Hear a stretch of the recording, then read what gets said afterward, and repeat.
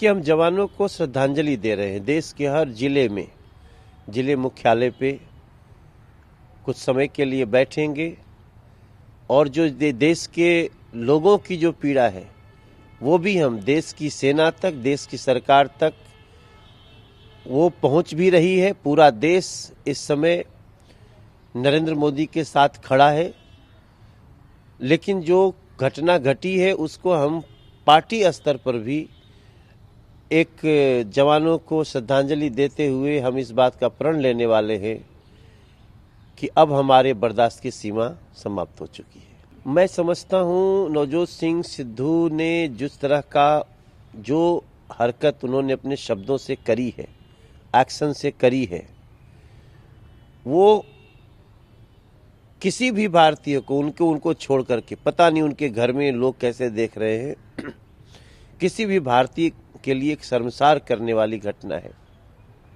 किसी का बेटा गया है, किसी का पति गया है, किसी का पुत्र गया है,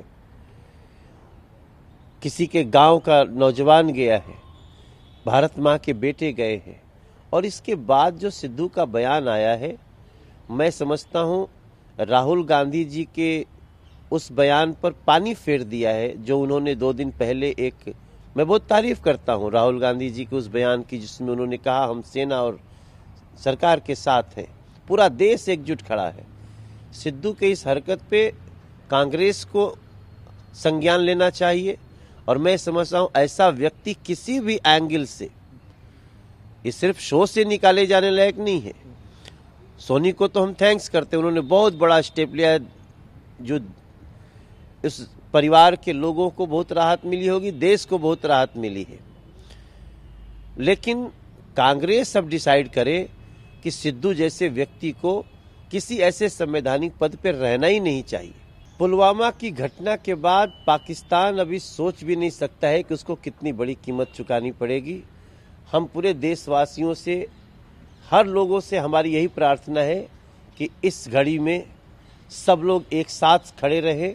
हमें आतंकवाद को ऐसा मुंहतोड़ जवाब देना है कि अब यहीं से हमारे भारत के आसपास और पूरी दुनिया के आतंकवाद को एक करारी चोट पहुंचानी है, जिससे लोग नज़ीर मान के देखें। मैंने आपसे जैसे कहा कि पाकिस्तान ने जो कायराना हरकत अंजाम कराई है, और ये कायराना हरकत अंजाम करने वाले लोग पाकिस्तान में खुलेआम घूम रहे हैं, तो ऐसी स्थिति में अभी तो 200% टैक्स बढ़ा उनके गुड्स पे जो वहां से निकल के कहीं आएगा। चूंकि एक अंतर्राष्ट्रीय लॉ है जिसको भारत कभी नहीं तोड़ेगा, लेकिन गुड्स पे कितना टैक्स लगेगा ये हमारी मर्जी है। ऐसे में को नुकसान पहुंचा सकते हैं वो तो पहुंचाएंगे ही, इनको आर्थिक चोट भी पहुंचेगी, इनको सामरिक चोट भी पहुंचेगी, और इनको याद रहेगा कि भारत अगर शांति की बात करता है तो भारत कमजोर नहीं है।